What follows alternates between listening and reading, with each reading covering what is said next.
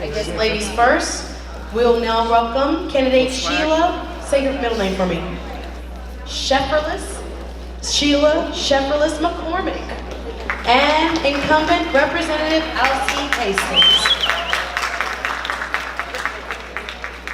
All righty.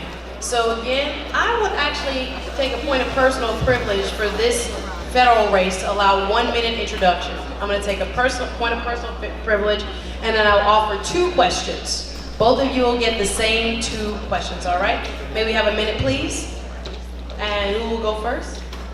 All right, Ms. Sheila Shefferless McCormick, Democrat. Good evening. My name is Sheila Shefferless McCormick, and I'm a Broward County girl, daughter of Broward County.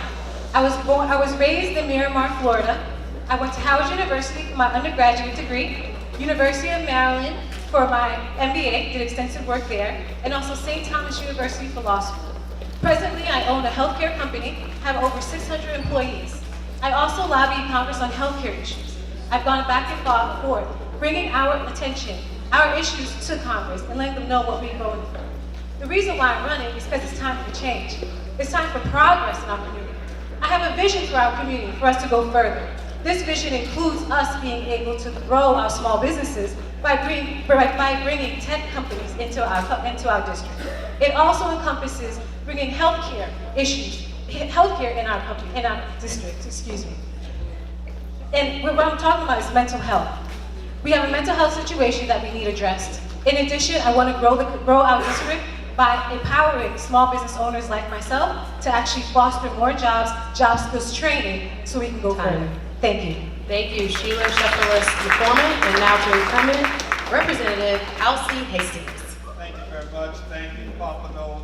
It's a delight to be here in the E. Pat Larkins Center. It's a good feeling for all of us that knew Pat and knew all the work that he did. I'm a 5th generation Floridian. I was born in Altamont Springs, Florida. I moved here in 1964 and formed a partnership with George Allen. When I arrived here, George sent me used to have municipal courts. My first case was in Pompano Beach, Florida, in its municipal court.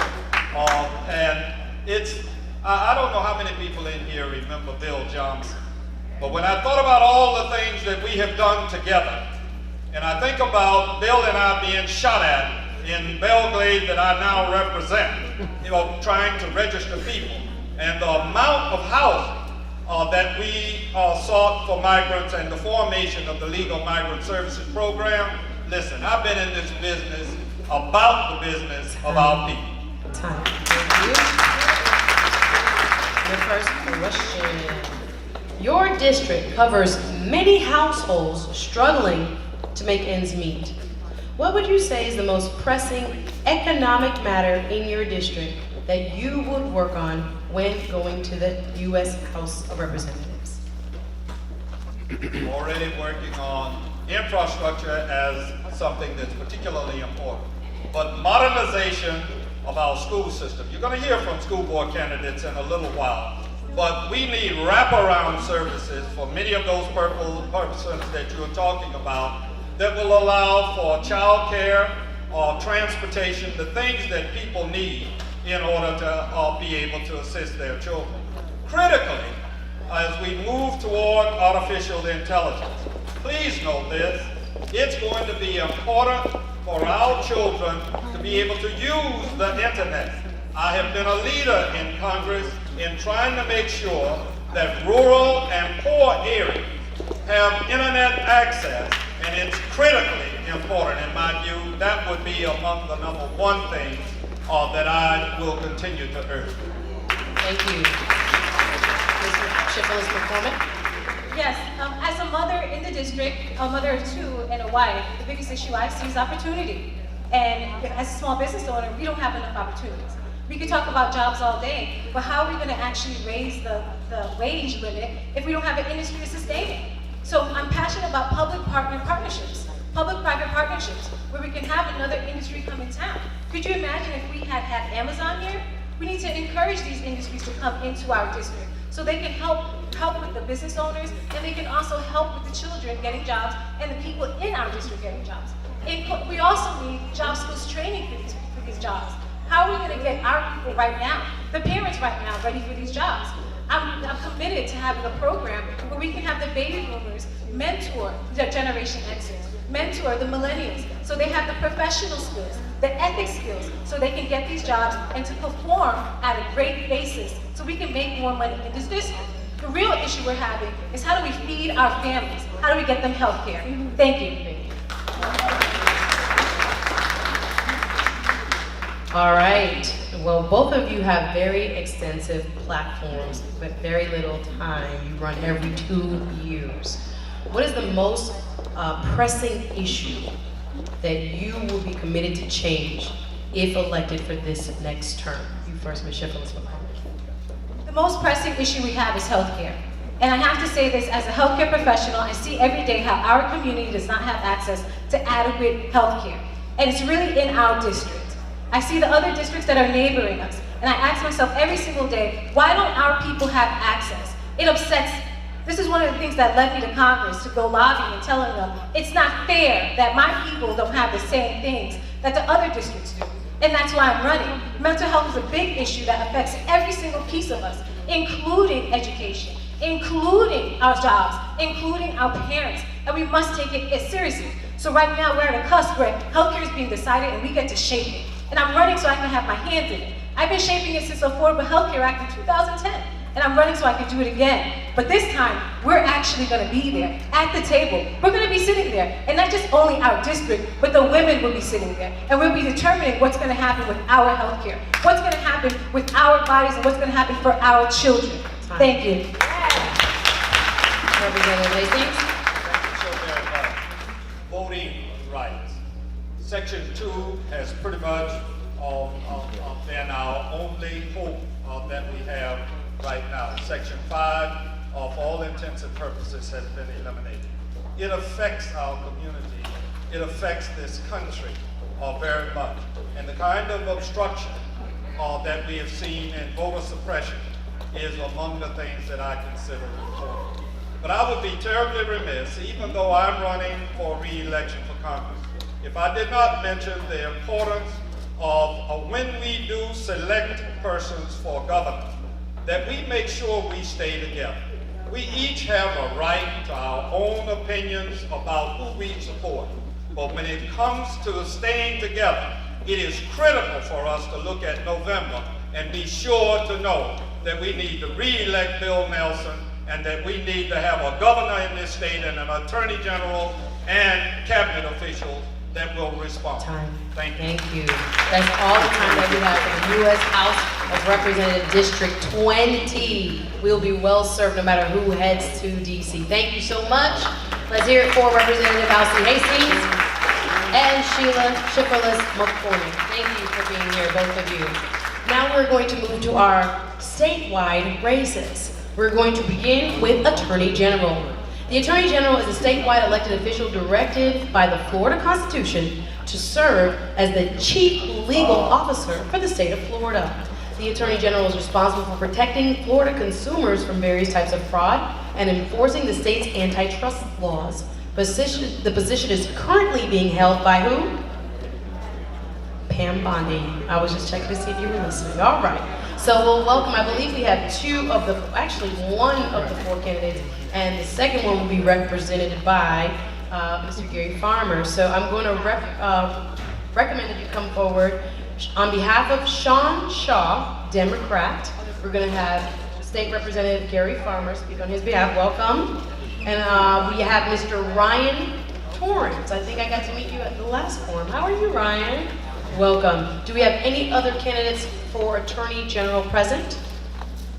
All right, you two will be doing your introduction. So, all right, way to get to know you. Way to get to know you. Okay. Way to get to know you. All right. All right. Okay. Chatting it up here. Okay, so I'm going to tell you what I know about Sean Shaw and then allow you to do a 30-second introduction because he's not here today, unable to make it. He is 40 years old. He is the son of the late Leander Shaw, the first African-American Chief Justice on the Florida Supreme Court. And he ran, I know, in 2014 for a Florida House seat, lost, and then won in 2016 before going to work for the Tampa law firm, the Merlin Group, where he represented consumers against insurance companies. So we're gonna have Mr. Farmer. I'm gonna only ask Mr. Torrance the questions, but you can go ahead and say what you need to say. Thank you very much. And Chevron Jones was supposed to be here on behalf of Sean. Chevron had another obligation he had to get to, so I am filling in at the last minute. But Sean is a longtime friend of mine. We have worked and collaborated together. I am in the Florida Senate, he's in the Florida House. Together we have worked on consumer protection, more public school funding, expanding access to affordable health care. Sean has taken on insurance companies both as the insurance consumer advocate, working for the state, and as in private practice. Fought for victims of the BP oil spill, has been a champion on gun reform, and will take on the pharmaceutical industry over the opioid crisis. No secret for our consumers. That's all the time I have. Sean Shaw. All right, I'm going to ask you to exit the stage since we only have the one candidate here. You can exit. Thank you. All right, your turn for your introduction. Go ahead. This is Mr. Ryan Torrance. Good evening, everybody. How y'all doing? Good. Thank you so much for having me. My name is Ryan Torrance. I am a consumer protection attorney from Tampa, running for Florida Attorney General. What I do for a living is I sue big banks, debt collectors, and other big companies when they rip people off. I am proud to be the only candidate in this race, the only candidate who will not take one penny from the abusive payday lenders that are getting people stuck in that debt trap. It's disgusting. We are campaigning for strong consumer protection, voting rights, and also a more fair, less racist criminal justice system in this state. Thank you for having me. Thank you. Your first question. Based on both you and Sean's website, you both emphasize you would like your office to work hard on your consumer protections duties and to crack down on fraud and identity theft. You also have both pledged to advocate for stricter gun laws and to protect the Affordable Care Act. Let us know your plans if you are elected. Absolutely, I'd be happy to. So, one, we need a strong consumer protection division within the Office of the Attorney General with dedicated staff. Pam Bondi has basically destroyed the Consumer Protection Division. We need a dedicated voting rights enforcement division because obviously Pam Bondi and Rick Scott and the rest of them won't protect our voting rights. So your Attorney General needs to do that. We also need a predatory lending unit that will crack down on these payday lenders and these other debt collectors that are ripping our people off. Those are just a few of the things we need to do. We also need to investigate these big pharmaceutical company executives criminally for purposely getting our people hooked on these drugs. We have to pay for that and they get rich, and that's wrong. I won't take a penny from those big pharmaceutical companies. I'm the only candidate in this race who has not taken one penny from any big corporate interest, not one penny, and we are very proud of that. It's time to really have a people's lawyer. That's what I do in my own practice, and that's what I'll do for you. Thank you. Second question. What is your position on Stand Your Ground? That one's simple. Repeal it. It has no place in this state, and I think it is absolutely hypocritical that these Republicans pretend to be tough on crime, but yet they're going to defend Stand Your Ground, which amounts to a license for kill. People are getting gunned down in the streets because of the color of their skin, and people are getting off of it because of Stand Your Ground. That's wrong, and I will not defend it as your Attorney General. You have more time. Anything else? Thank you. That's it for me. Look, I'm a consumer lawyer, but I've also done criminal defense work. I have personally represented minority juveniles in our criminal justice system.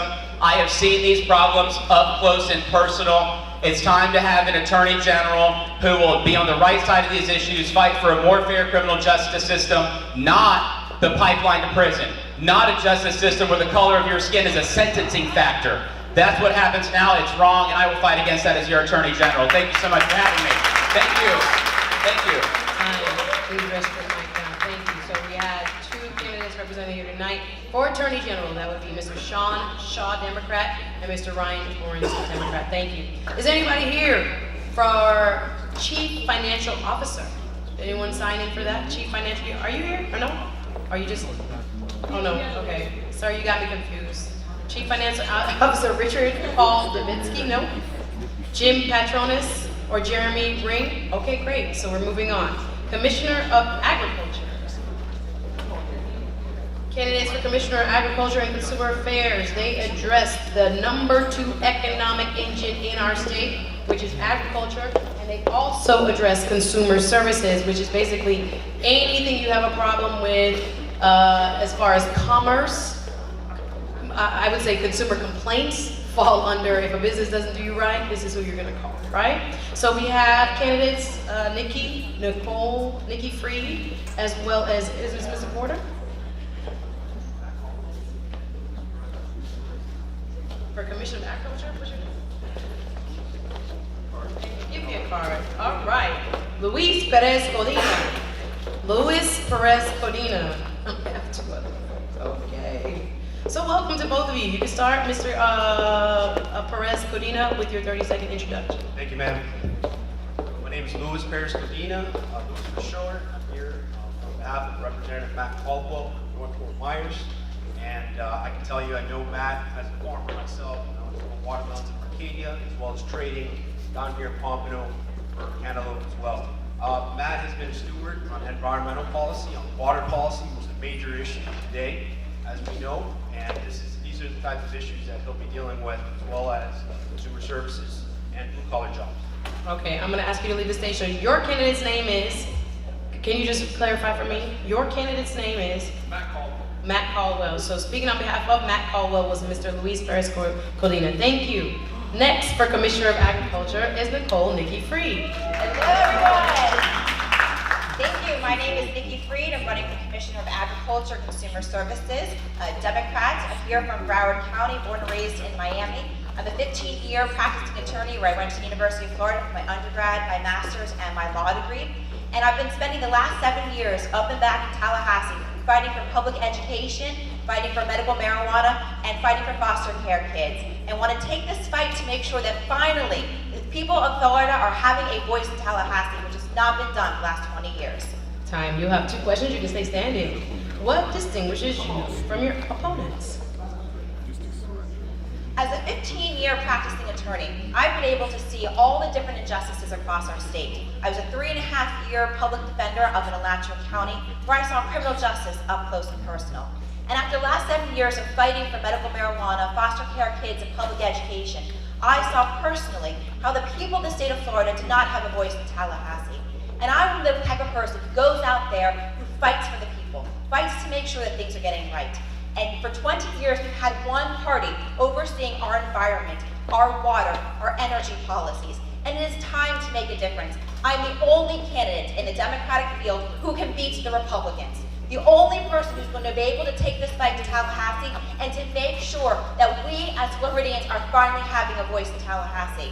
And I know that once getting up into Tallahassee, we are going to start putting our environment, our water, and our energy as a priority, and our consumers, which have been neglected for 20 years in Tallahassee. It is time to make a difference, and I am that person who will make that difference. Thank you. This next question addresses your role in the cabinet. The governor is the elected chief executive of the state. The governor, along with 3 additional state executives, namely the Attorney General, the Chief Financial Officer, and the Commissioner of Agriculture and Consumer Services, make up what's called the Florida Cabinet. The cabinet system consists of a few boards and commissions, which include the State Board of Executive Clemency and the Department of Law Enforcement. People of color are disproportionately imprisoned in the state of Florida. As a member of the Clemency Board, what will you do to correct this problem? Well, first off, I hope that Amendment 4 passes. God willing that we get the voters out there and we pass Amendment 4. But I can tell you if it doesn't pass, as a past public defender, I saw firsthand the injustice in our criminal justice system. I saw people of color, black and brown, being improperly arrested. And every single time, most of the time, the police report starts off with, I smell of cannabis. That has to end. And I can promise you that from day one I get onto that clemency board, you will have a fighter, somebody who understands what it means to give people a second chance. You've served your time, it is time to get you back into society. We need everybody to be out and about. The fact that we're spending $4.5 million a year keeping people out of our system is not right. We must bring back our people into society, give them their rights back, and make sure that we are changing clemency, because we are the only state only state that doesn't have automatic restoration of rights, and that will change if I am in the cabinet. Time. I must admit, I know her from University of Florida, Ms. Nicole Nikki Free. Nothing has changed, darling. Let's hear from Ms. Nikki Free. All right, now to Florida State Senate races. District 34, you're up next. We're going to start with, you've heard from him before, Mr. Gary D. Democrat. Gary D. Farmer. Gary Farmer, Democrat. All right, Senator Gary Farmer. Richard House Sturm. Am I saying this right? Not here. Jim Waldman. Look at that. All right. So you'll have 30 seconds. No one else from Senate District 34? Okay, you'll have 30 seconds to do your introduction. Hello again, everybody. I am Gary Farmer. I'm your senator for District 34. I was elected 2 years ago. Elected 2 years ago. Have been fighting hard in Tallahassee for traditional democratic values, things like funding public education, protecting our environment, making sure we have sensible gun safety laws, and ensuring that all people are treated fairly and justly. I spent my entire career representing people who've been wronged in some way or shape or form. I have continued that battle in Tallahassee, and I want to go back and continue the fight. All righty, we have a couple questions for you, sir. What would you say is the most pressing matter in your district that you are seeking to represent if re-elected in the state legislature? Well, I think we here in Broward County are adversely affected by a lot of bad Republican policies that have occurred over the last 20 years. There's been a lot of talk about gun safety issues. I think that's an important issue. But frankly, I think the most important thing, the thing that I fought most in my career so far in Tallahassee, has been education. We are cheating our children, we are cheating our businesses, we are cheating our teachers. We are 45th in the country in education funding. Our teachers have to work second and third jobs to pursue the American dream. We are just not funding the education system to an adequate level. And it not only harms our kids, it takes away the American dream from them, but when we talk about wanting to build our economy and make sure everybody's doing well, businesses are not going to want to come to Florida if their employees can't have good schools to send their kids to, and if they can't hire from an intelligent, trained workforce. So I think restoring funding to our public education is the #1 issue for this district. Thank you. Gary Farmer, you have been quoted to say that you want to be, quote, a loud, vocal advocate for consumers and those simply trying to make it day to day. I hope you got that quote right. What legislation do you hope to propose to help those in middle and working class status to make ends meet despite the cutbacks from the governor's office? Well, I will go back and continue on my answer to the last question, education. If you don't have a good public education system to rely on, you end up having to spend your own funds for tutoring or maybe even private school. And so I think that's something that helps everybody. We need to raise our minimum wage. Our minimum wage is too low. It is not a livable wage. I have championed on that issue. I have championed on something Mr. Torrance talked about a minute ago, these predatory payday lenders. People who are trying to make ends meet, trying to just get the money to get from one set of bills to the next, are being taken advantage of in our community way too much. I did not file that legislation, but I worked closely with the sponsors of that legislation, and I was glad we were able to defeat a bad bill this past session, but it's something that we have to continue to keep our eye on. Will you refile that bill? I absolutely will. Okay, thank you. You heard it here first. Mr. Gary Farmer, Senate District 34, running against Richard House Strum and Jim Waldman. Thank you for being here. Thank For having me. Thank you, everybody. Moving on to Florida House District 92. District 92 encompasses areas of Deerfield Beach, Pompano Beach, Oakland Park, Fort Lauderdale, Margate, and Tamarack. There are 2 candidates running for this seat, and I think we have both of them here. I see them coming forward. First, we have Ms. Paulette B. Armstead coming forward, Democrat, as well as Ms. Patricia Hawkins Williams, Democrat, as well.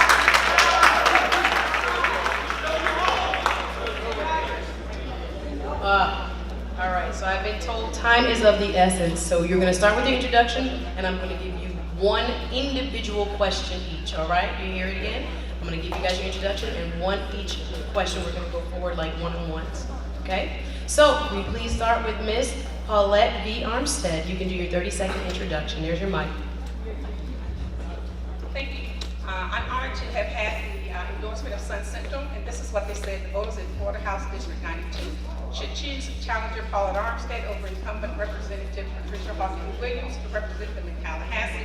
She is clearly the better qualified candidate. I was born and raised in Florida, educated at Florida schools. I'm the only candidate with hands-on work experience in law enforcement. I was a police officer, only candidate with hands-on experience teaching at the university. Thank you very much. I know that's quick, but we've got to keep moving. And Patricia Hawkins Williams. I am Patricia Hawkins Williams, born and raised in the great city of Pompano Beach. Graduated from Eden High School, the only type of the Golden Talent. The only person in the race that is a member of Delta Sigma Theta Incorporated. Send them tally by to tally. All right, so we're gonna start with Ms. Armstead. Your question. District 92's median household income is $38,000, nearly $10,000 below the state median. What legislation will you propose to bring much needed economic help to our community? I'll repeat it. District 92's median income is $38,000, nearly $10,000 below the state median. What legislation will you propose to bring much needed economic help to those in our community? Two things. Number one, I do support raising the minimum wage hourly minimum wage to $15 per hour. The second thing is I support any of our job training programs, whether it be on-the-job training, apprenticeship programs, vocational programs, because once people get those skills, they can get jobs in these high-wage paying areas like construction, like in healthcare. So those are the two things that I think are primary for raising the wage. If you have 30 seconds left, if you'd like to make any closing statements. The issues faced in District 92, definitely on jobs. The other thing is on gun violence. I know we're going to balance our Second Amendment right, but I am opposed to stand your ground. I want to repeal that. I am in support of banning the military-style assault weapons with civilians. When it comes to housing, there's a housing crisis here in Say your name, it's okay. That's Ms. Paulette V. Armstead and Ms. Patricia Hawkins Williams. Your question. You have called for increasing the funding for early childhood education and investment in apprenticeship programs. What appropriations and tax dollars can be given directly to schools to ensure that they can offer quality education programs to our children? I'll repeat the question. Would you like me to repeat it? You have been called for increasing the funding for early childhood education and investment in apprenticeship programs. What appropriations and tax dollars can be given directly to our schools to ensure that they offer quality education programs to our children? Any incorporation, any incorporators, any businesses, anything that raise money in your district can filter their tax dollars to our schools.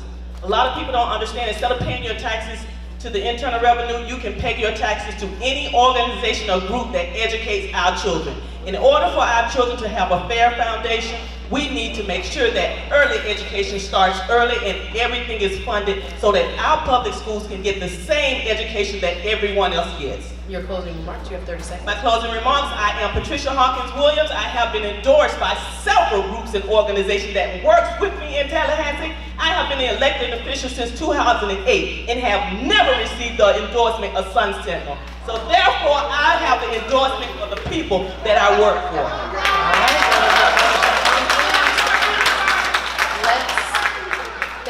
You can exit. Thank you again to both of our candidates for District 92, Ms. Paulette V. Armstead, as well as Patricia Hawkins Williams. Thank you so much, ladies.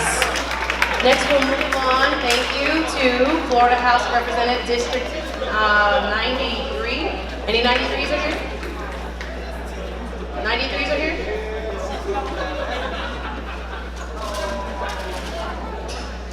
giving any names. Emma Cullum! Emma Cullum, come on down. Are there any other District 93 candidates? Okay, District 93 encompasses, well, we'll say this, Deerfield Beach, Pompano Beach, Lighthouse Point, Fort Lauderdale, and Oakland Park. You may have your 30-second introduction. Hi, everybody. We met Monday, too, I'm sorry. Yes, we did. Okay. I'm following you on this circuit tour. Yeah, it's great. Hi, everybody. My name is Emma Cullum, and I am the Democratic running for District 93. I'm running because I don't just believe in equality for all Floridians, I believe in equity for all Floridians. I'm running because as a litigator, I fought for domestic violence survivors, I fought for union workers, I fought for indigent tenants that were being illegally thrown out of their homes. As a legislative aide, I work for marriage equality and anti-fracking legislation. And here I'm going to fight for public education, environmental rights, and infrastructure change. All right. Thank you, Ms. Cullum.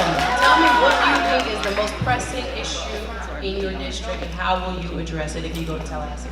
Sure. The most pressing issue, not just for my district, but for all of Floridians, is Medicaid expansion. We here in Florida have literally left billions of dollars on the table. Those billions of dollars have left close to 1 million people without any form of insurance besides an emergency room.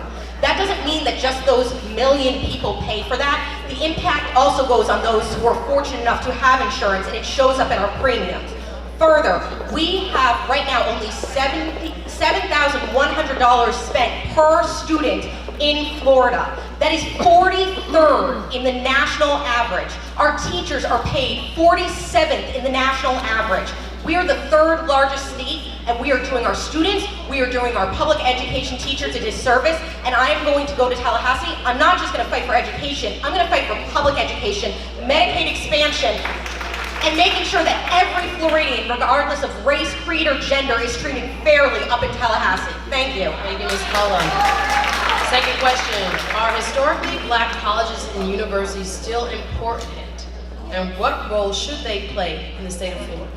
Historically black colleges and universities are paramount to the incredible education system that we have in Florida, and yet we have a system run by a GOP-run legislature and governorship that has put them 3rd in funding under primarily private and some public educations. And the reason that that happens is because of the unequitable playing field we have here in Florida.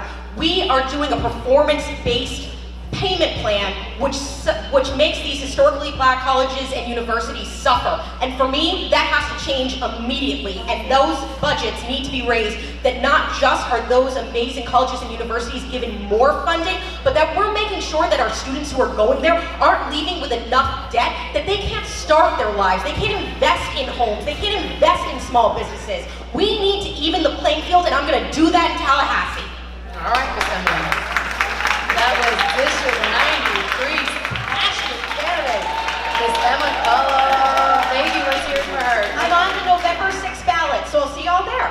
Okay, you can leave your mic, thank you. Going to District 96. District 96 encompasses areas of Parkland, Margate, Coconut Creek, Coral Springs, and parts of Tamarack. Let's see, do we have any of the 2 candidates here? They include Saima Faruqi, as well as Kristen Jacobs. Nada? Oh, they missed out. All right. So we'll go to Florida House District 97. 97 we have, let me ask first, Imtiaz Ahmad Mohammed? Jared Moskowitz? No? All right, they're missing a great opportunity. So we'll move on now to school board and county commission. Okay, we'll do everything together. All right, so far for school board, I see Tennille DaCosta. Hi, welcome, someone who is here, thank you. And school district, oh, she's school district 4. And school district 7, I have Nora Rupert, who's the incumbent. Welcome, Nora. And Mr. Michael Olbo. Olbo? Come on down.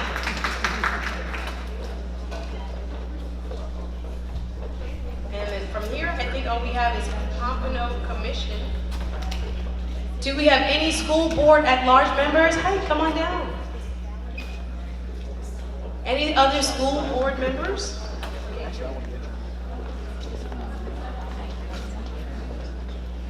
Okay, Elijah Manley. Tell me, wait. Tell me about your race. What are you running for? School board at large. Manley. Okay. Okay, 30-second introduction. We'll start with Mr. Mike Obell. Good evening, I'm Mike Obell. I'm running for Broward County School Board, District 7. Born and raised right here in the city of Pompano Beach, right off of Short Fifth. Many of y'all know where that's at. I'm briefing my sisters in Delta Sigma Davis Ward Incorporated. My sister New England, Alpha Kappa Alpha sorority as well. Listen, make no mistake about it, we need some significant change in District 7. Most importantly, across the school board, we have some hard issues that's taking place that we need to address. Make sure our budget is balanced correctly. Make sure we can hold the leaders of the school board accountable for our taxpayer dollars. I'm Mike Obell, running for Broward County School Board, District 7. Thank you. Now to the incumbent, Ms. Nora Rupert. Good evening. Hey, I have been on the school board for 8 years, and this year I have the pleasure of being the school chair. We've seen a lot of change in our district. When I first got elected, we had 13 very low performing schools. We now have 1, and I can look at every one of you and I can say thank you, because my community of caring initiative, bringing the public into our schools to partner with our students and our teachers, it's working. And I have every confidence that we're going to continue to get better in District 7. Thank you. Thank you, Ms. Rupert. Ms. Tennille DaCosta. Hi, I'm Tennille DaCosta. I represent District 4. And the reason why I'm running is because my son survived the massacre on February 14th at MSD. I feel like our teachers are not getting paid enough, and I have the passion to put in programs that we need, just like mental health programs. I already serve the public. I've been working for the government for over 16 years, so I have the ability to work on billion-dollar and million-dollar budgets. You need somebody that knows what they're doing, that can make sound decisions, not off emotions, but to make changes. Thank you. And finally, Mr. Elijah Macklin. Hi, my name is Elijah Macklin. I'm 19, proud of the Broward public school system.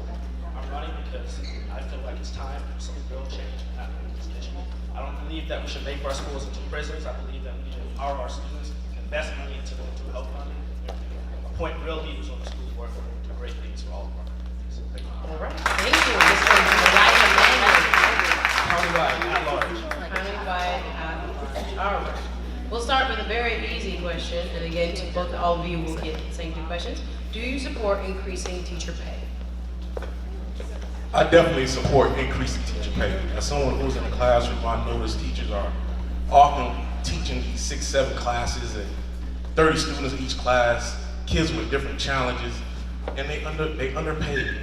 You know, we gotta admire, these teachers are heroes. I'm here today because a teacher was helped save my life. I'm here today because someone took the time out to really encourage me and empower me. And that's what we need to continue to do. We need to empower our teachers because they are empowering our kids. And remember, our teachers truly deserve the best. I'm Mike Obell. Thank you. Ms. Burke. The question was, do you support increasing teachers' pay? Absolutely, and I don't really mean to be self-serving, but I am the only certified teacher here in the state of Florida that's running. And I gotta tell you, the BTU and the teachers are working very hard. They're the #1 reason that children excel in a classroom is our teachers, our paras and our teachers. We cannot do enough for them. We are way, way down in the area across the United States when it comes to averages for schools. Terrible, we're towards the bottom. So we need to pay them more, we need to respect them more, and we need to look up to them as professionals. Thank you. Thank you. Ms. Tennille DaCosta. Absolutely, I support teachers' pay. That's all I talk about. Because if it wasn't for an educator, I wouldn't be in my career where I'm at right now. I have a daughter who has special needs, which means she needs a lot of help. And I love the teachers that help her. She'll be a senior at MSD this year. If it wasn't for teachers who paid very close attention to my daughter, I don't know what she would be. So definitely teachers need an increase. I always use this example. We have doctors who save our lives every day. Well, we have teachers who mold our children's brain from kindergarten all the way to high school. They need to be paid the big dollars. Thank you. And rounding us out, at large seat, Mr. Elijah Manley. Absolutely. If it wasn't for teachers, I'd probably be in prison right now or somewhere else running around out on the street. I'm glad and I support our teachers and I support paying our teachers more money because they're the ones that are keeping our children educated, keeping our children out of prison, and helping them go into a successful life. And we also need more money for education funding too. The criminal governor that we have and the state government that we have are not funding our education like they should. So I'm really hoping that you all will send us a governor in November that's going to adequately fund education because there's only so much the school board can do with the money that it has. Thank you. I will leave this question broad. I would like to know your position on arming teachers or other proposals to make schools safer. What proposals would you make if elected to the school board? Well, look, I am married to a law enforcement officer for the city of Fort Lauderdale. And I tell you what, one thing she always said to me, my beautiful wife, my college sweetheart, that when I go in the room, there's no sign on the teacher that said I'm a licensed carrying teacher. When she walks in the room, she's taking the first shot to get rid of the victim, right? We gotta really protect our kids. We really have to protect our kids. And what do that look like? Maybe single point of entry. Maybe we might need metal detectors if we're gonna keep our kids safe. Look, I know some communities you go to, they don't want it. Some other communities, they want it. The reality of it is, if I can hug my 2-year-old son when he comes home, obviously he'll be older, but if I can hug him when he comes home, I'll be more than happy. The worst thing we need to have is a parent coming home and their child not meeting them at the front door. So we need security. We need more law enforcement presence. And so that's how we should be moving forward on this. Thank you. Thank you, Mr. Bell. Back to incumbent, Ms. Nora Rupert. The question is, what is your position on arming teachers as a proposal to make schools safer? And if not, what other proposals would you make if elected? Thank you. Arming teachers is not a possibility right now for our teachers. However, there is a subgroup where they can be part of the Guardian program if they so choose. They can carry. However, we have talked endlessly with the BTU and teachers around the county. They don't want that. They're our first responders when it comes to education. They don't want to have anything else put on their life when we're there. So the school board voted no for arming our teachers because we think that they're professionals and they're the ones that need to just be focused on that. And the new day is, besides being in the classroom, now they're doing the safety drills and making everybody crazy about it. But we know that this time around, our eyes are opened after Douglas, but the teachers did not want to be armed. We had a very substantial survey with them and conversations, and it was time and time again. However, by the beginning of school, we will have an SRO and or a guardian in every single one of the classes in Broward County. Thank you. Thank you. Now to Ms. Tennille DeCosta. No, we need to arm our teachers with more money, not guns. Why do you fix a problem by putting more problems into the school? So absolutely not, I'm against it. And we need to just stop focusing on school safety. What about the 75,000 students that ride the bus to and from school? What about them? What about the children that cross the street that walk to school? We need to make sure they're safe. So if an SRO has to be in school, they need to be at the crossing street where they get to the school, because we have a lot of children getting hit by cars. So no, I don't want to arm teachers, and I want to focus on not just school safety, but the buses as well. All right, thank you. You had 30 seconds left. Did you want to add anything? You have 30 seconds Oh, and left. what makes me different from my opponent, I'm here today, and I'm fighting for our children. All righty. Wrapping us up will be Mr. Elijah Manley. Absolutely. That doesn't make me feel safer, and I don't feel safer sending my little sister, my little nephew to school if I know the teacher's going to have a gun. I'm not proud of that. And the other thing I'm going to say is, I think we need to stop this. Let's militarize our schools. Let's turn our schools into correctional facilities. I don't like that idea. When I'm on the school board, I'm going to oppose that. I'm running against a guy who actually thinks that we need to have armed guards in every classroom, armed teachers. We need to make our schools into this fortress. We need to invest in long-term solutions, like investing in mental health funding, investing in putting more guidance counselors into our schools, things that are actually proven to work. Only teachers isn't going to solve the problem. So I'll say this to Mr. Petty and Mrs. Cohen: invest in solutions that actually work, not try to pander to different communities.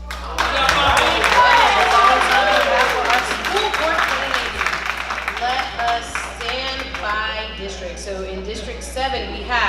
Miss Nora Gruber and Mr. Mike Obel. Thank you. You may exit the stage. District 4, we have Ms. Tennille DeCosti. Thank you. You may exit the stage. And for the at-large position, we have Mr. Elijah Manley. Thank you.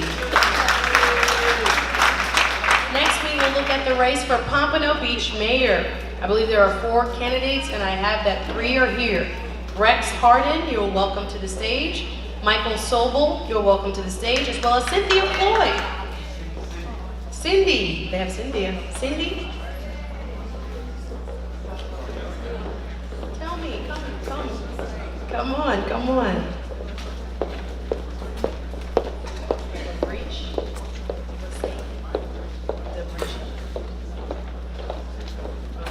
Take your seats, please.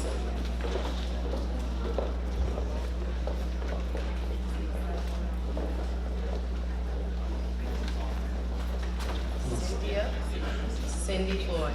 Okay, the breach is Mr. Rex Harden. Welcome.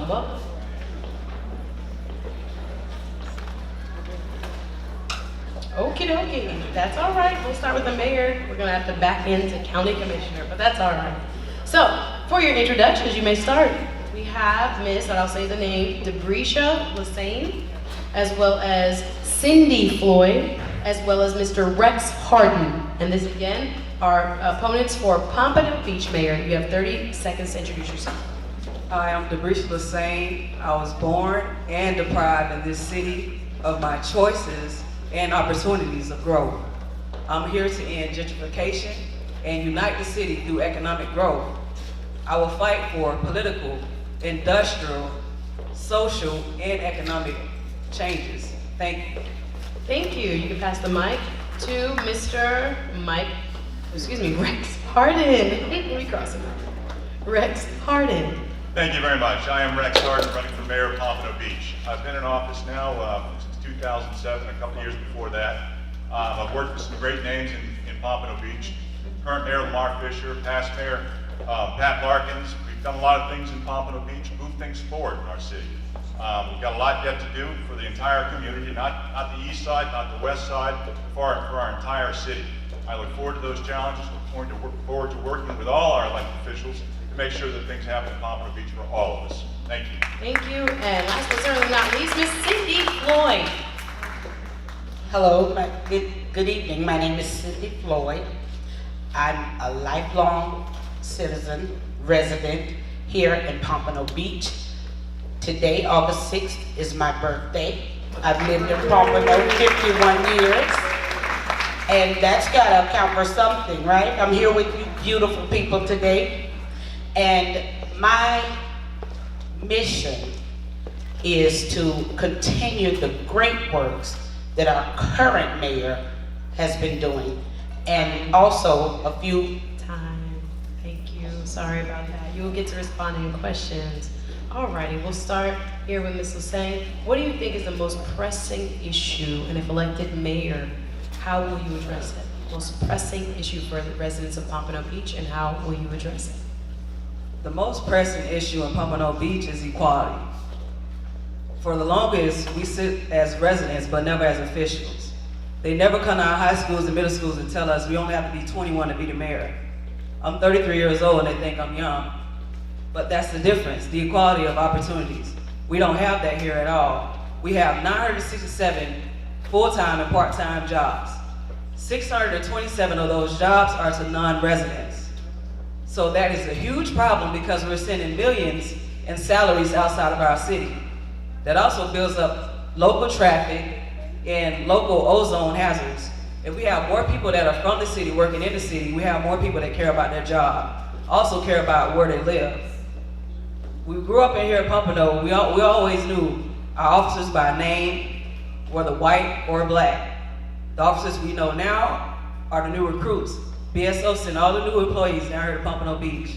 We need everybody in the city to be us. Thank you. Time.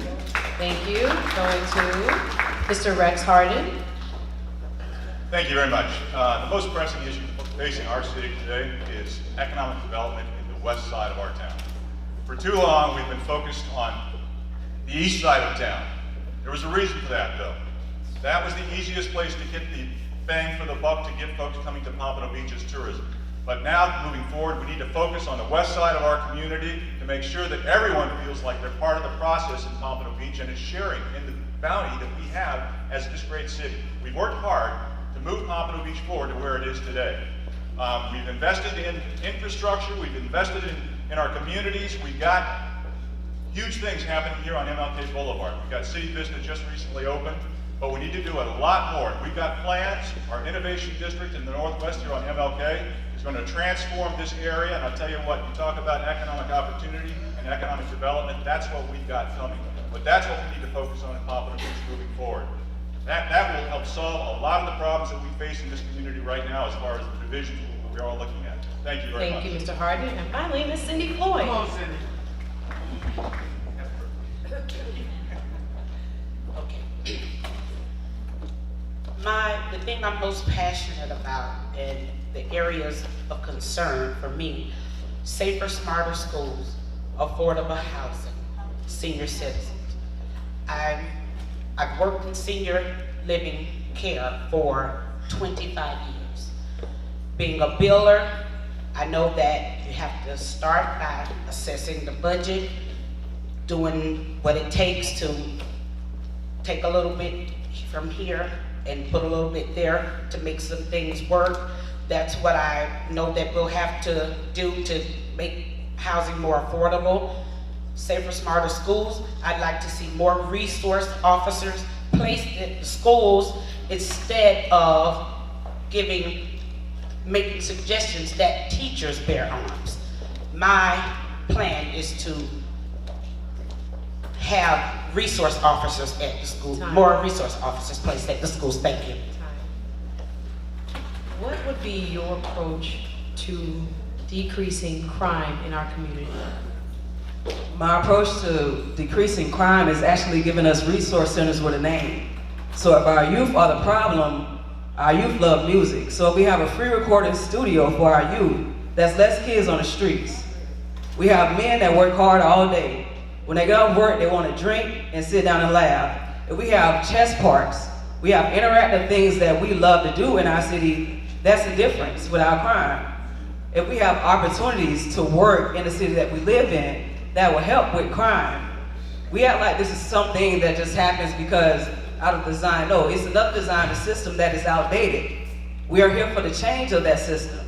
We can't keep playing into this system of like, you let somebody pay to get your attention for a vote, but we know exactly what they're doing. It's a difference and we need to change that difference. Thank you. Thank you, Ms. Lassane. To Mr. Harden, what would be your approach to decreasing crime in our community? Well, the City Commission just took steps to actually increase the presence of the police force in Pompano Beach to help address crime issues. We just recently put in the budget so we could hire not school resource officers, but community service aides. Through the VSO, they're going to have additional resources who can go out and take care of things like traffic accidents, things of that nature. That frees up the deputies to do the job that we need the deputies to do. Additionally, we just invested also in additional park rangers to patrol more of our parks and make sure that there aren't bad things happening there. We've gotten a lot of reports of various things going on in parks where people don't even feel safe to take their kids into the parks any longer. So this is going to help take care of these issues as far as the crime and also in our parks. It's an ongoing issue that I have talked for years now about the BSO and the resources that they need to do the job that we ask them to do. And I'm very happy that we are actually investing further in the BSO resources to maximize what we can get out of our resources. Thank you. And finally, Ms. Cindy Floyd. Question is, what would be your approach to decreasing crime in our community? Well, I would go old school perhaps. Back when my mom was around over in Ely Estates, we had Crime Watch, where the neighborhood, the tenants would look after each other's apartments, like the people that didn't work would look after the people's houses that did work. And then at night, the second shift would take over. I think that would be beneficial to everyone if we bring back Neighborhood Watch. Thank you. You have 30 seconds if you'd like to give a closing statement. I pretty much told you everything that I stand for. Safer, smarter schools, affordable housing, senior care. Follow me on Instagram, Twitter, and Facebook. Vote for me on November 6th. Cindy Floyd, thank you. Thank you. So that concludes our candidates for Pompano Beach Mayor. Once again, let's hear it for the three of them. Debricha Hussain, Mr. Rex Harden, and Ms. Cindy Floyd. Thank you for your time and for being here. All right, we went local to city, but I think we have one more county election. Can we have the candidates for county commission who are present please come forward? You'd have to give me your names because we didn't get you tagged. You must have come a little after. So let us get your names right now and you can start your introductions. So this is for Broward County Commission.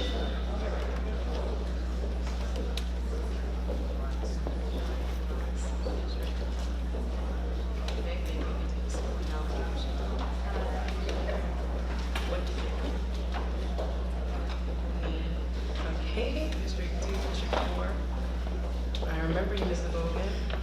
Very good. District 2, thank you. And Lamar Fisher, District 4. All right, please sit together. If you're both District 2, sit next to each other. District 2, sit next to each other. District 4's Lamar Fisher. 4. Correct? 4. Okay. Welcome. So we have 4 candidates for County Commission, including Mr. Ryan Ross, District 2, Ms. Sherry McCartney, like Paul?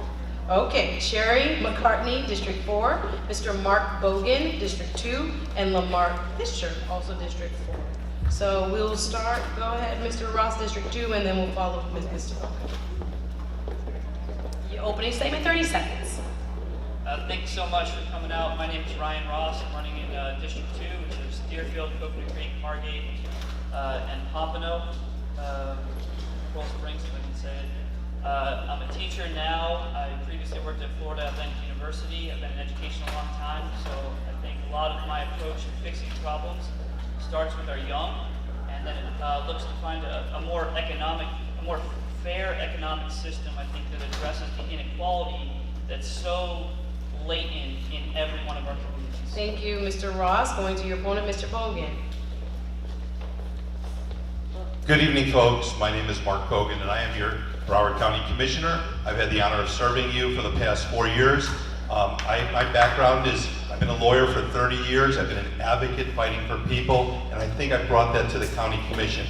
I fought for workers to get higher wages. I fought for jobs to come to this community. I fought in any instance that came to me on any questions, whether it be helping the community with the CRA or any other issue. I'm here for the community. I'm here to help. I ask for your support. Thank you. Thank you, Mr. Bogan. Now the District 4 will start with Ms. Sherry McCartney. Or you can borrow theirs if need be, please. Good evening, is that better? Yeah. Hi, I'm Sherry McCartney. I am the former mayor of the city of Oakland Park. You may have seen what's happened in that city. The Renaissance has taken off. We did that with a laser-like focus on efficient and effective government. That's the sort of leadership that I intend to bring to the county commission. Thank you. Thank you. And your opponent, Mr. Lamar Fisher. Good evening, Pompano Beach, the greatest city in America as far as I'm concerned. I happen to be the current mayor of the city of Pompano Beach. I'm running for Broward County Commissioner, District 4, and I'm honored to be here tonight to be able to be part of this candidacy. My goal is obviously I'm 4th generation of Broward County. I'm born and raised, and I believe that Pompano Beach has made great strides during my leadership, and I want to continue that success. I want to continue with my extensive experience at the municipal level to bring it to the county level. So I appreciate your vote on 6th. Thank you. We'll start with an easy but hard one. What distinguishes you from your opponent? What distinguishes you from your opponent? We'll start with Mr. Ross. Thank you again. I think one of the things that distinguishes me is how much I'm willing to do to bring the county commission to the people. I'm not afraid of a different party affiliation or anything. I'm donating half of the commissioner's $100,000 salary to make sure that every Broward County High School graduate has tuition. and is able to go to trade school. So I think one thing that distinguishes me is that I'm not in this to enrich myself. I've already pledged away all of the money. I'm happy to keep teaching and forfeit that salary too.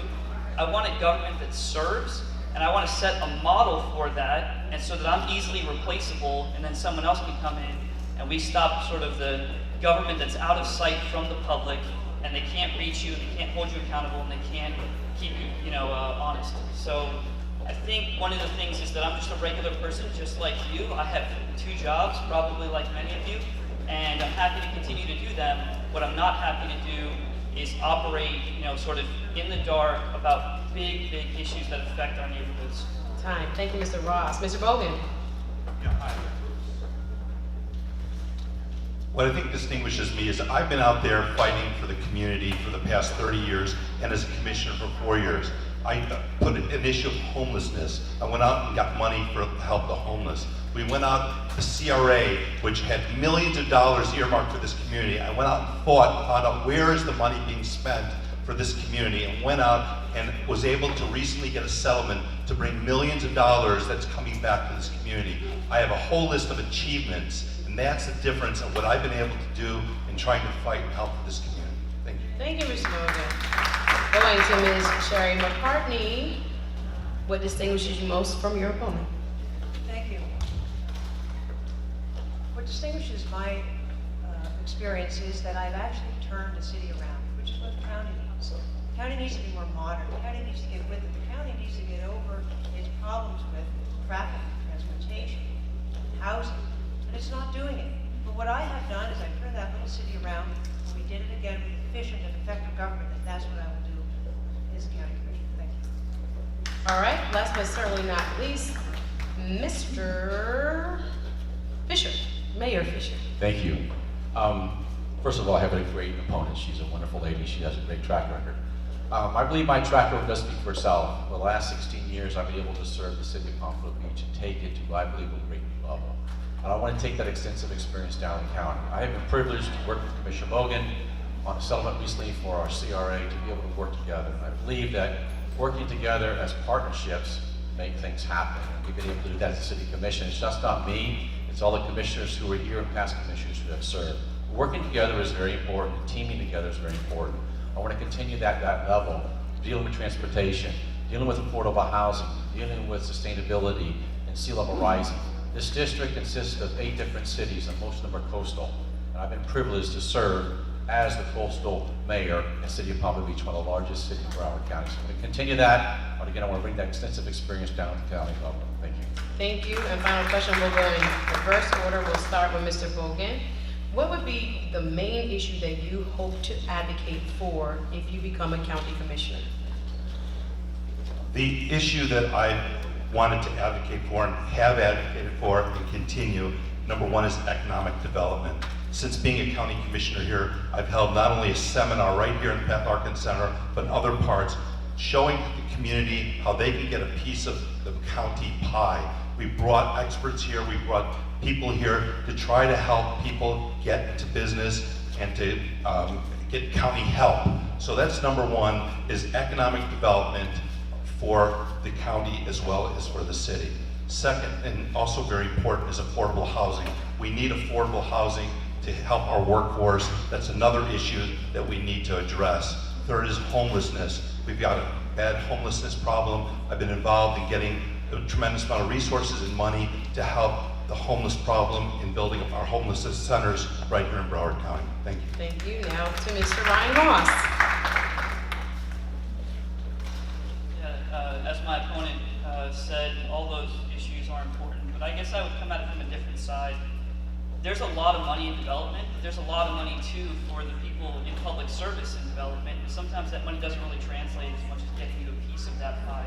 So that's why I'm saying that I believe we need to invest in our students, start when they're young, and make sure that they all have tuition-free in college and trade school. And so that's an issue I'm passionate about. It's an issue I've donated my salary to. I'm going to continue to donate $50,000 a year until I find the funding. And we're going to invest everything we have into our young so that they're not taking off and leaving 4 to 6 years and not coming back. But they're investing in the local economy, they're starting businesses here, they're starting their families here, and they're continuing to put back into what we've been so great about giving. So I want to kind of give everything that we have back to them, start there, and then take that all the way through to families. Certainly with affordable housing, inclusionary zoning, tax incentives, everything that you can possibly do to invest in our families.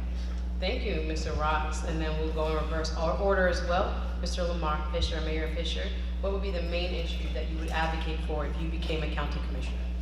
Well, obviously there are several, but being an elected municipal leader is a big difference. So you're able to, what I want to do most is be able to take those 8 cities that are represented by District 4 and represent the electeds, number 1. Number 2, the residents of those that district. And the reason why is because being at this level here, we need a voice down at the county, District 4. And again, trying to team with the other 8 commissioners is most important.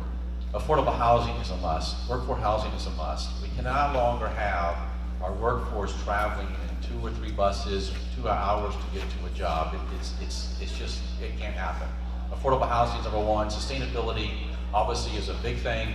We do with our beach renourishments, and we also deal with sea level rising. We've been able to do a lot of things here in Pompano Beach for that as well. So I want to carry that aspect of the county. Homelessness is a great issue we've got to deal with. I started a homeless initiative coalition. We came out of that, which really to having a one-stop shop opportunity. I think we can do that at a north facility to be able to have that one-stop shop. Thank you.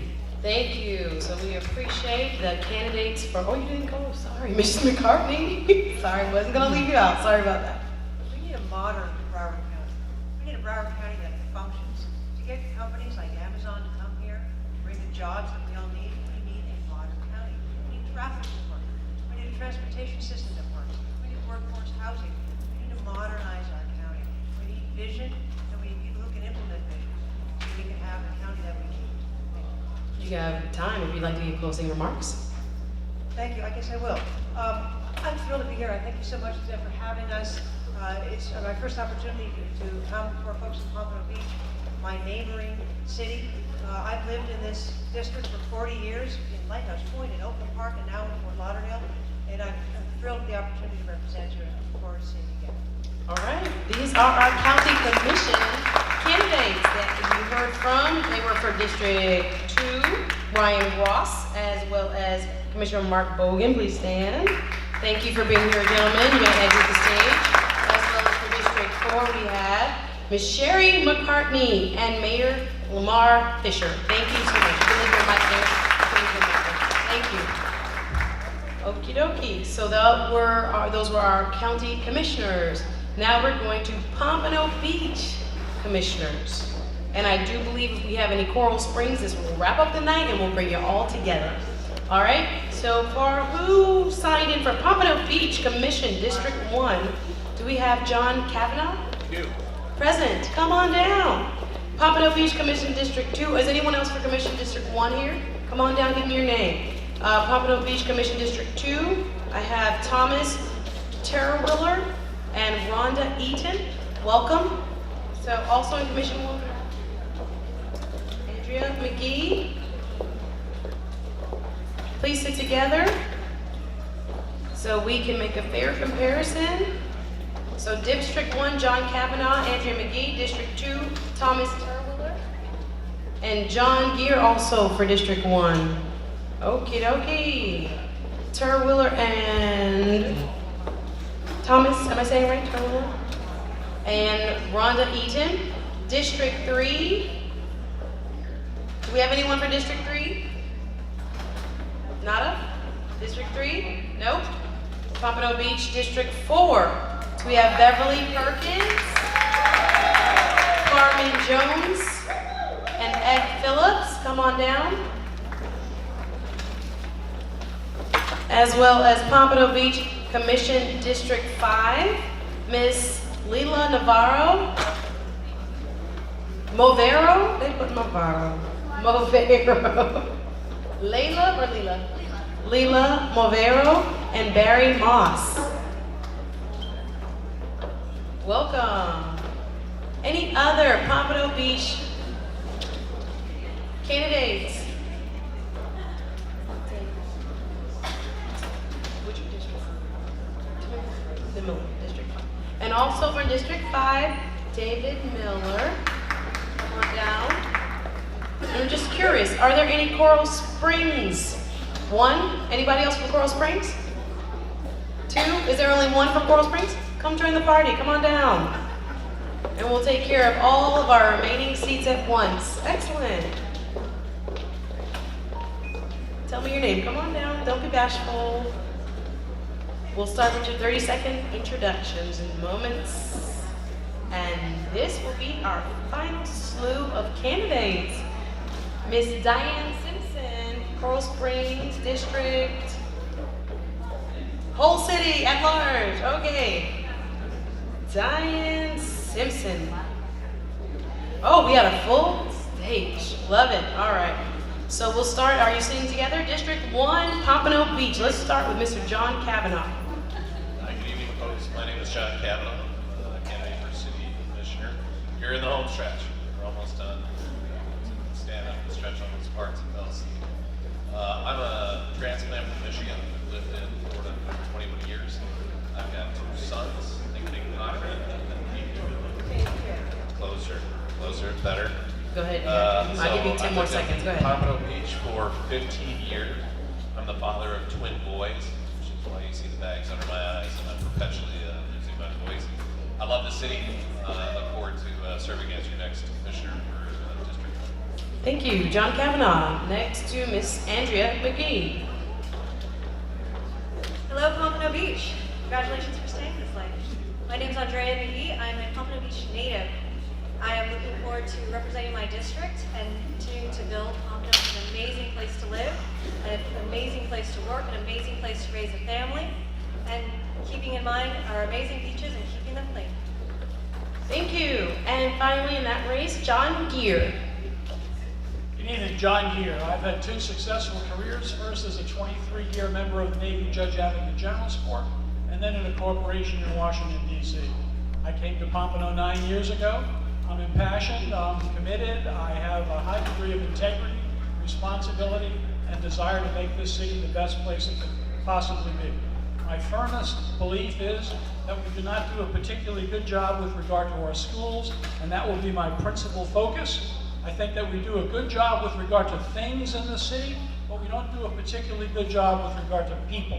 Education, homeless, crime, affordable housing, affordable jobs, things that make people the best they can be. Looking forward to it. Thank you. Now to District 2. We're going to start with Miss Rhonda Eaton. Thank you. Thanks for having us, and good evening, everyone. My name is Rhonda Eaton. I'm a longtime resident of Pompano Beach, lived here in 89, moved here in 89, and I'm so proud to see all the wonderful changes. I've been an advocate and involved in my community for many years. I recently moved to District 2 over the past couple of years. And I'm a kind of glass half full kind of person, and I believe that I have the ways and means to continue the progress with the GO bond that the Commission and the Commissioner Burry has done. Thank you. Thank you, Ms. Eaton. And in that race, we also have Mr. Thomas Terwiller. Thank you. I'm Tom Twilliger. I'm the guy that says stop the waste, stop the spending. I've been to every city commission meeting except 3 in the last 5 years. I know how the commission works. I'm there to help it work. And I want to watch your tax dollars, spend your tax dollars in the most wise and efficient way. Something that I don't believe has been done. And I want to save your money. Thank you. Thank you. No one else again from District 3. That was Mr. Thomas Twilliger. No one from District 3. Now we move to District 4. We have Miss Beverly Perkins. Hello, Pompano. I am Beverly Perkins. I am currently the Commissioner for District 4. I am up for re-election on November 6th. And the reason that I would like for you to consider voting for me again is because I have been the voice for District 4 since I've been elected. I want you to know that the ball is finally rolling now that I'm the Commissioner in District 4. What we presently need right now, people are saying, well, you know, she talks so much on the dais, but listen, we're getting things done in Pompano. If you look at Pompano, since 1984, I've been involved in politics in Pompano, and I plan to continue. Thank you. All right, in that same race, Miss Carmen Jones. Or not here, Mr. Ed Phillips. Good evening, everyone. My name is Ed Phillips, and I appreciate everyone being here tonight to hear my position and what I think. I am a lifelong resident. Well, I came to Pompano at age 10, 12. I graduated from Sanders Park. I I went to Blanchard where I ran track, played basketball. I was on the first all-black, all-state cross-country team. I have a degree from Bethune-Cookman University. I have a graduate hours in Education Guidance and Counseling from University of Florida. You will see as we talk further here tonight that I have been prepared to do just what we're doing. There are a lot of issues that are coming, and there are more to come. Thank you very much, Mr. Phillips. District 5, Miss Layla Movero. Thank you very much. I want to thank the ladies of Delta Sigma Theta and Alpha Kappa Alpha, and I want to thank all of you for staying this long, very much. I am Layla Movero, and I am running for Pompano Beach Commissioner for District 5. There have been residents for the last 3 years that have been telling me, use your big mouth so our voices can be heard. So I want to bring my energy, my enthusiasm, my leadership, and my problem-solving skills to Pompano Beach because I care. And after all, isn't that half the battle? Thank you. Next, in that same race, District 5, is Mr. Barry Moss. Thank you very much, and thank you very much for saving the best for last. My name's Barry Moss. I am the Commissioner from District 5. I'll be finishing up my second term and seeking re-election for my third.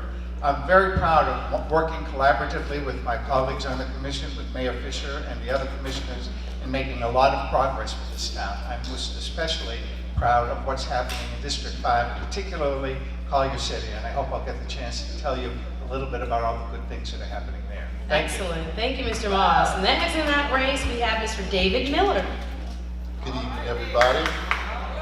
Thank you for staying to listen. You know, a lot of times people just don't listen. So now we're here.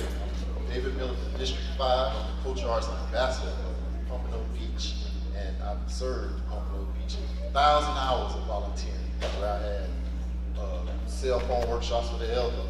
I work in the community garden. I have volunteered at the community Westview Cemetery. So when you say community, think of me sometime. And one last thing I want to say is, if you want to see some change, maybe the rookie of the year, you want to do it. And the Lone Ranger from Coral Springs, Miss Diane Simpson, and she says the race is at large, it's citywide. Citywide, Okay. 80,000 voters. Okay. I'm Diane Gonzalez Simpson. Thank you for the opportunity to come and speak. I am a 55-year-old CPA, mother, real estate investor, artist. The kids are grown. We are empty nesters. We've been empty nesters for about 5 years now. And after February 14th, I said I can do more. I have a small business, I have some real estate investments, and I have some time on my hands. So I'm running in Coral Springs. I was a first-time candidate. I've never run for anything before. I'm an accountant. Let's put the accountant on the commission.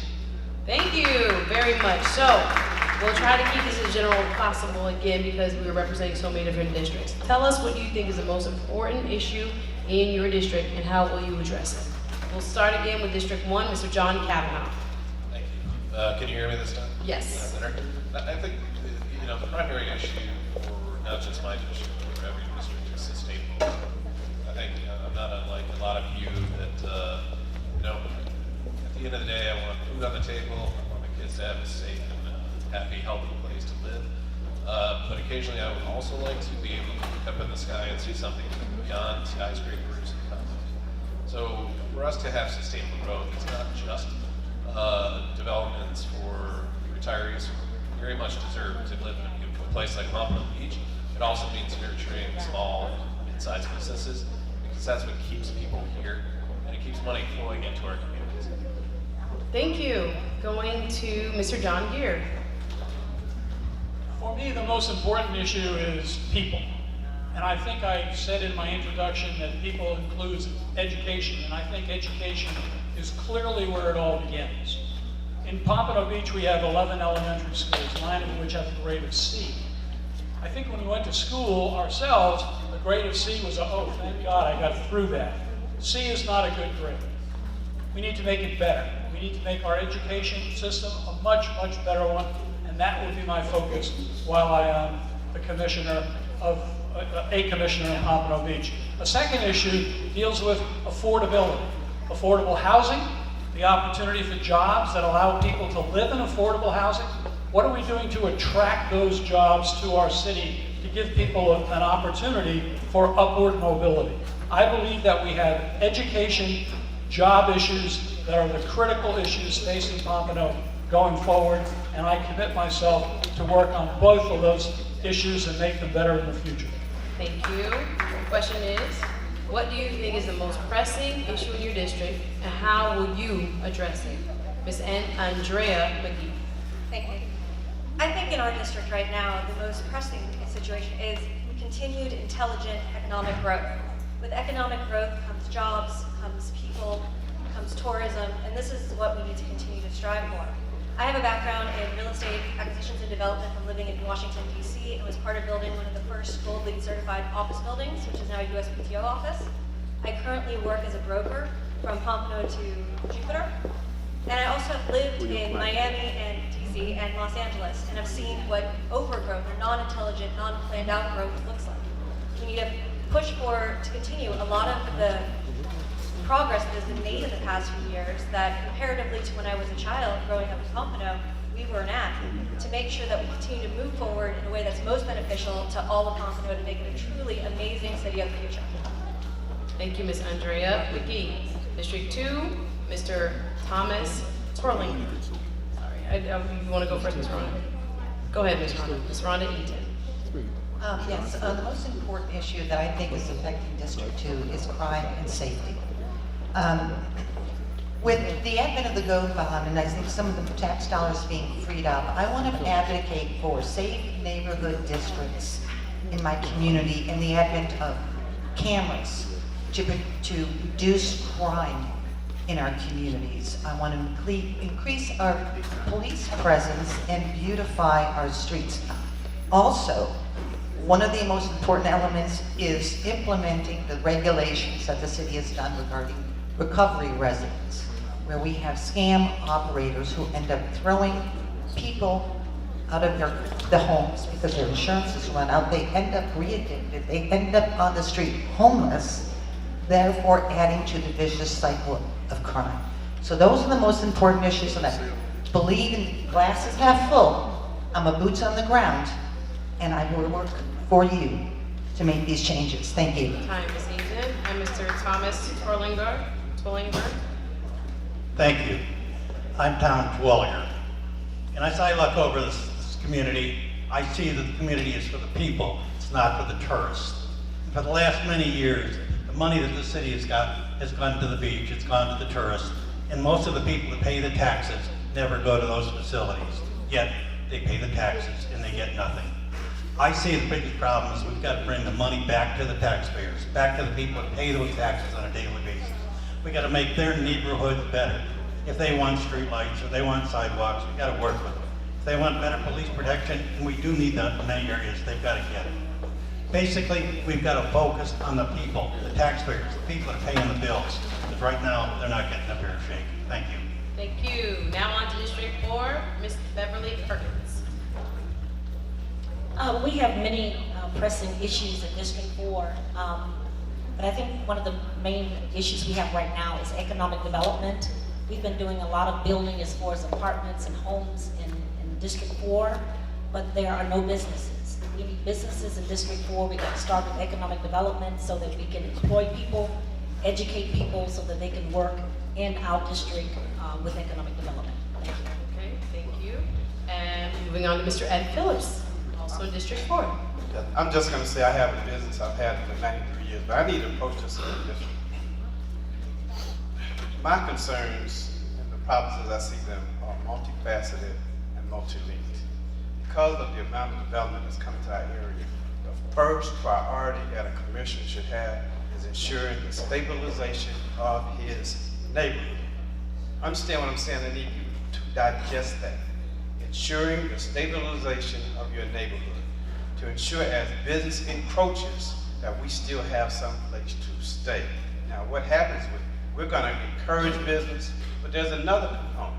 It's called workforce housing. Everyone likes to talk about that, but we have to help them redefine what workforce housing is. There's two sets of workforce housing. There's a part that I say for teachers and doctors and lawyers. Then there's a part for the maintenance work. Sorry, go ahead. Yeah, the garage key. That part is Time. $125,000, $130,000 home versus Time. the $200,000 or $300,000. Thank you, Mr. Phillips. Thank you. Time. All right, District 3, we have a candidate that has joined us, but you're gonna come to the stage and I'm gonna continue with this and then you'll do your introduction, okay? So District 4, we're gonna go, or excuse me, District 5, we're gonna go to Miss Layla Marrero. Hi, everybody. Same problems everybody's been bringing up. We've got housing issues, we've got homeless people, we've got schools that we need to make sure our community continues to support so that the schools will continue to thrive, continue to get better. But one of the biggest problems I think we have is that our commission forgets we have to work together. While we all represent individual districts, we all represent this city. And unless we work together, and unless we fight together, this city will not continue to get national recognition for being a great city. And you're gonna lose that hometown feeling because everybody will be fighting amongst each other. I need this for my district. I need this for my district. How about let's all watch out for each other and pay attention to each other's district too. Thank you, Ms. Marrero. Going on to Mr. Barry Moss. Thank you very much. District 5 is a tale of two cities. South of Atlantic Boulevard, there are thousands of condominium units, almost all of them self-sufficient. The needs there aren't great. North of Atlantic Boulevard is Collier City, where the needs are greater. And I'm very proud to have worked with the residents of Collier City in making some pretty impressive improvements there. Since I've been in office for the 3.5 years, between what has been built, what is currently being built, or what is in the planning stages, there are over 100 new units coming to Collier City. And as much as I'd like you to think that I take credit for all of that, I can't. All of this is happening in Collier City because of the Collier City Civic Association and its leadership. We have set a standard of cooperating and working with the city and making good things happen there. So I want to congratulate Collier City Civic Association. I pledge to continue to work with them and making improvements that's going to turn that part of town right around. Thank you, Mr. Moss. Again, the question is, what do you feel is the most pressing issue in your district and how will you address it? Mr. Miller? Yes, I think that my district, like our current commissioner said, is tell two sides. One side looks good, the other side is trying to find pride. So right now, I think that we just need to change the mindset. If you have a trash can on the ground, trash on the ground, that don't mean you throw your trash on the ground, pick it up and clean it up. I work on a committee, public arts. We gotta raise the morale. Public arts, I make decisions, $100,000 decisions on the imagery of the city. So when we start taking pride in what our city looks like, I believe that'll start solving our problems. Because if it looks like a slum in Black area, and y'all keep calling it that, with cheap houses and that, keep on putting cops in there, and everybody gonna treat it like that. Come to get their gentleman club parties and their liquor and all that. So now we're trying to upscale what we want our city to be. And it's just that simple. We gotta change the morale and the way we mind things. Because just like you wanna add guns in the community, I'm what you call a good guy gun holder.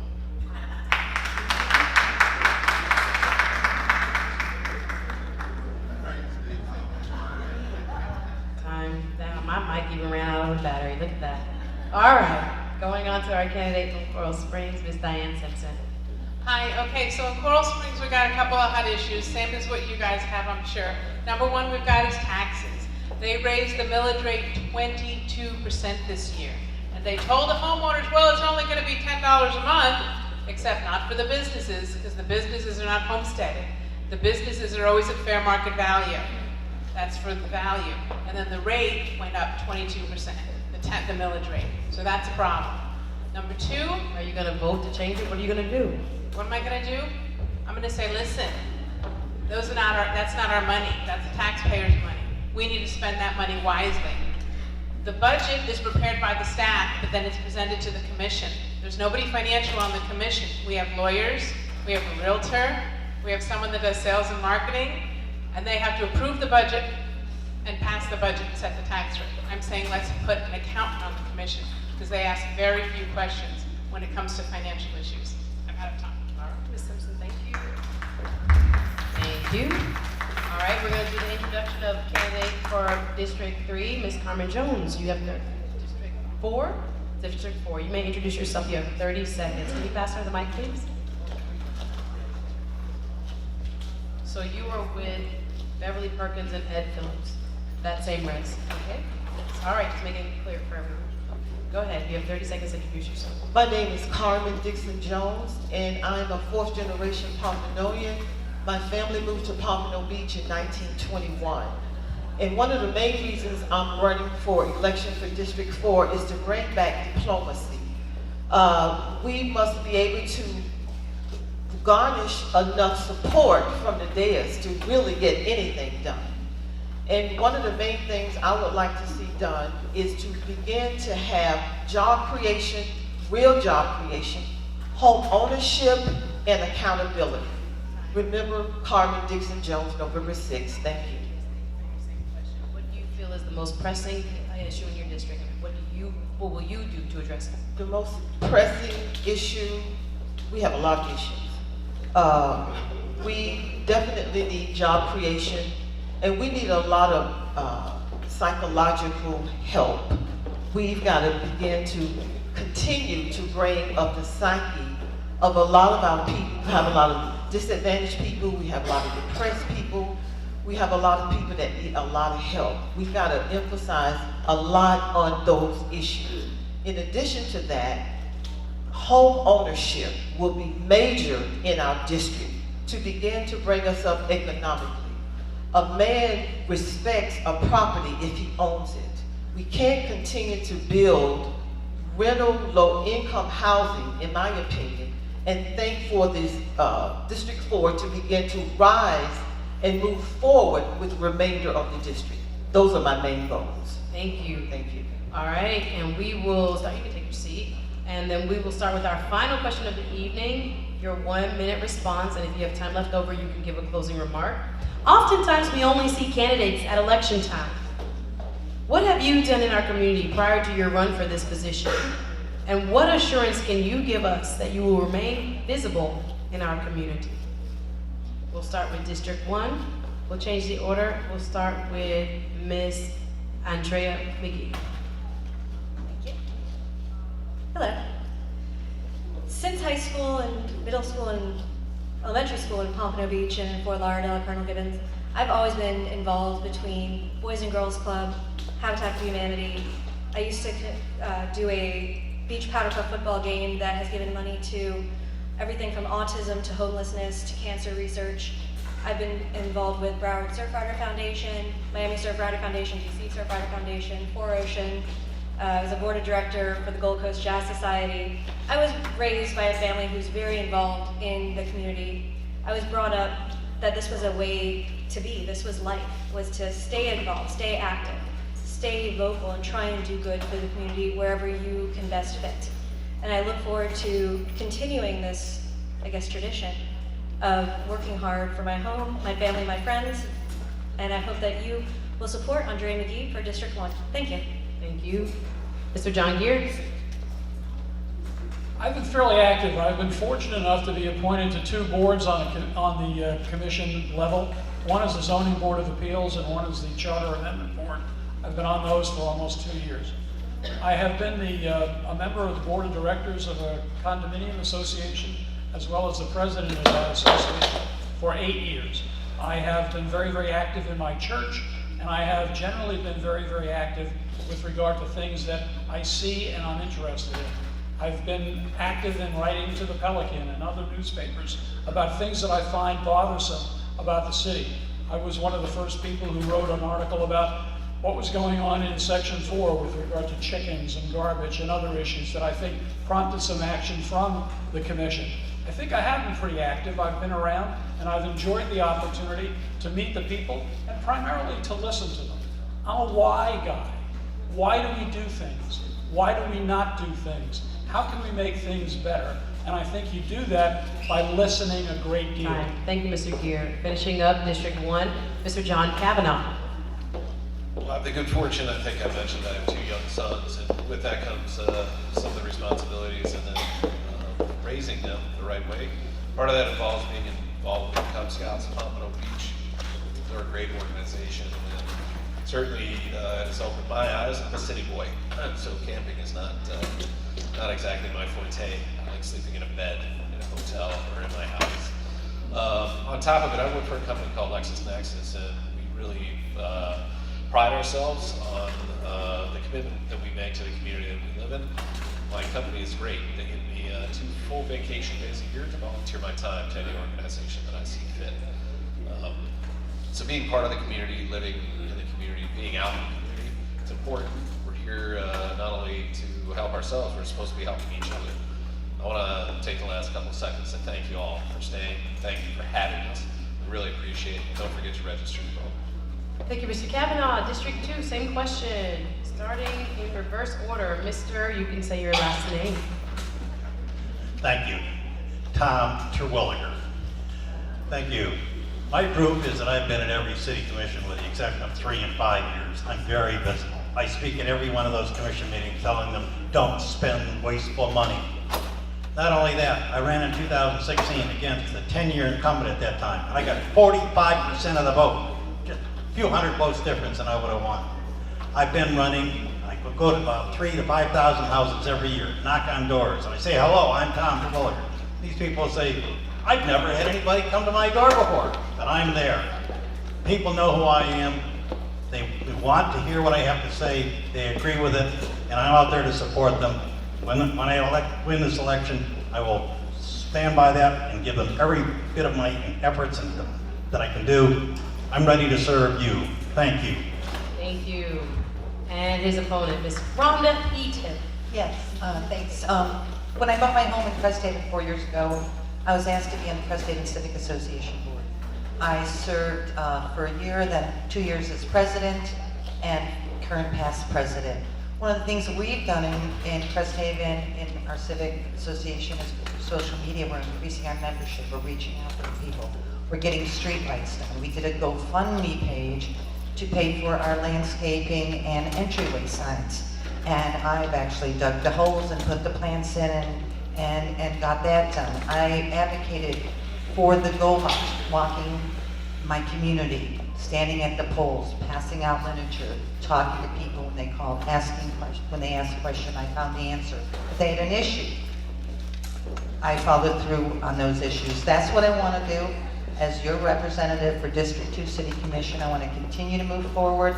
I believe we've got great things on the horizon. I want to make sure that District 2 gets its fair share. Thank you. Moving on to District 4, we're going to start with Mr. Ed Phillips. I'm just going to start naming a litany of things that I've been a part of.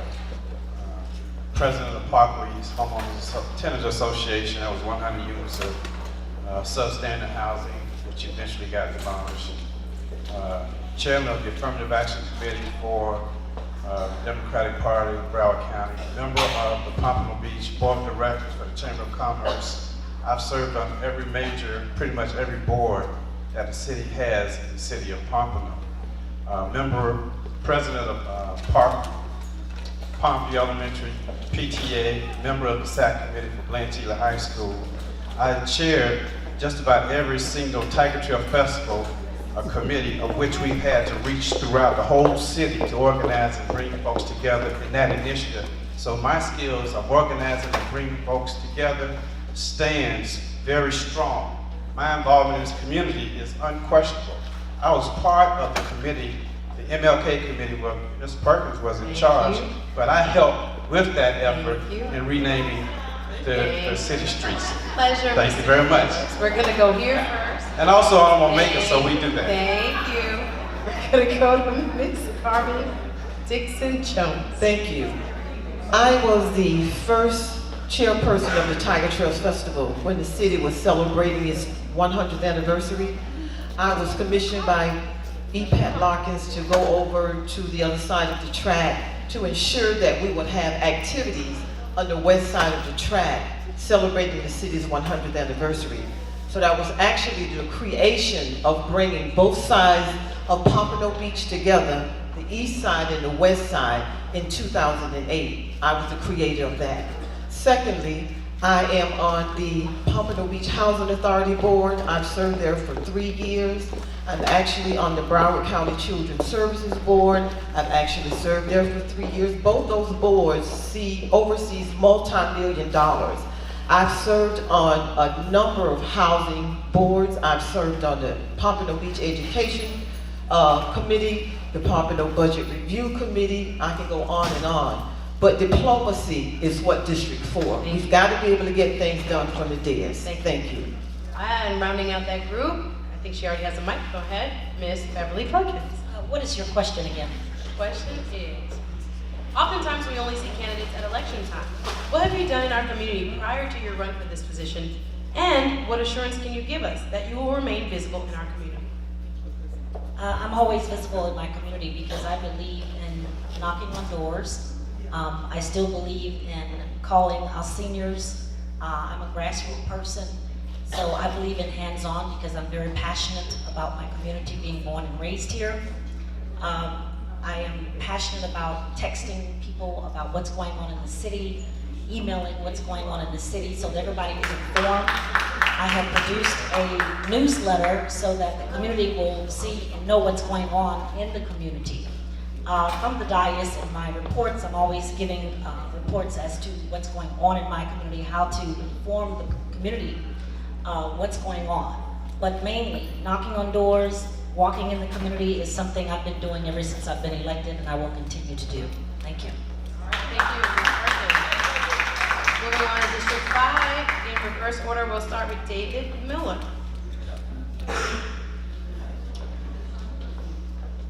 The question. What have you done in our community prior to your run for this position, and what assurance can you give us that you will remain visible in our community? What I've done in this community, 2015, I was out there helping counsel drug addicts on 6th Street and 27th Avenue, 12 to 2 a.m. What have I done in this community? I've actually worked with people to understand that it is the mindset we have to change. See, a little historical fact.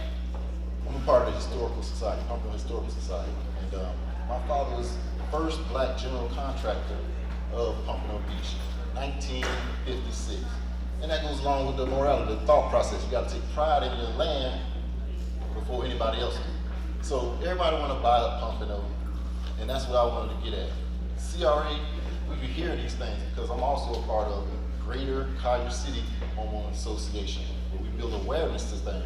So we hear all kind of stories about, oh, they taking our land, or they giving all the contracts to outsiders.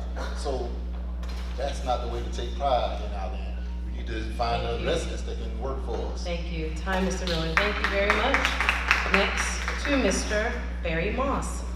Thank you very much. The question is, what haven't I done? I am the president of my condominium building. I'm the vice president of my condominium association, 382 units.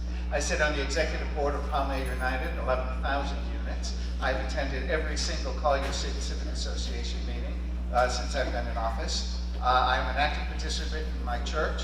I've served on the Pompano Beach Parks and Recreation board, and most importantly, I think, is every single Saturday from 9 till 11 a.m.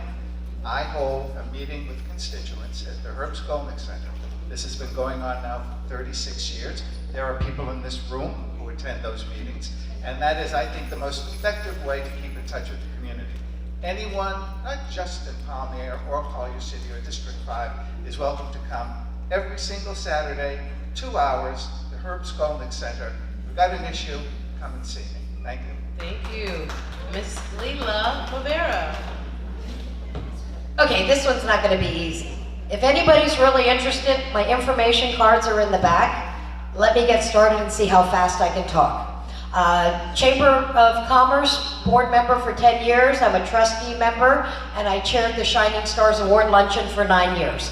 Rotary Club of Pompano Beach, our oldest Rotary Club. I'm a past treasurer, past board member of 6 or 7 years. I oversee our youth exchange students, both incoming and outgoing, and I oversee the 50 members Interact Club at the Pompano Beach High School, where in the last 2 years we did 2,400 hours of community service. My partner and I, Ray Doucette, donated over 1,000 hours each year for the past 2 years at Pompano Elementary running the free karate program, and threw in a couple thousand of our own money and a couple thousand from the Rotary Club to support the program also. Woodhouse, I'm on the board of the Woodhouse, which is our home for intellectual. Go ahead, give it to your partner. Go ahead. Last but not least, thank you, Miss Movero. Thank you. And finally, from the city of Coral Springs, Miss Diane Simpson. Okay, thank you. So early on, like early in the 90s, I was the president of a local chapter of Business and Professional Women's Club. I did that about 5 years. Let's see, and then when we had the children, I started out as a Sunday school teacher, a Girl Scout teacher, Girl Scout leader, youth leader, been on mission trips, helped in the Gateway Food Pantry. I was pretty much a helicopter mom. So you can see that since the kids have been gone for 5 years, I've got some more time on my hands. If I'm elected, what I will do to continue to be visible in the community, I'm going to have regular office hours so that the people can come and talk to me, talking on the phone, answering the phone. The gentleman that I'm running against, you will know, that has no office hours. That's it. I am running for the first time, Diane Gonzalez Simpson. I'm actually a New Yorican, and I'm running for commissioner. Thank you. Thank you. Let's dismiss by district. Let's hear it for District 1. The candidates again are John Kavanaugh, Andrea McGee, and John Gear. Thank you for being with us. You may exit the stage. District 2, Miss Rhonda Eaton, Thomas Terwilliger. Thank you. District 3, no one. District 4, Miss Carmen Dixon Jones, Miss Beverly Perkins, and Mr. Ed Phillips. Thank you for being here this evening. District 5, Miss Lima Movero, Mr. Barry Moss, and Mr. David Miller. Thank you. And finally, the Lone Ranger. Thank you for City of Coral Springs, Miss Diane Rosales Simpson. Thank you guys for being, how are you? Such wonderful audience members and guests. On behalf of Delta Sigma Theta Sorority Incorporated and Alpha Kappa Alpha Sorority Incorporated, we want to thank you, our guests, our voters, for sticking it out and being with us. And we hope this will help you make a more informed decision. Thank you to all the organizers, planning committee, and there's literature for everyone you heard from tonight outside. I am Suzette Speaks. We're out.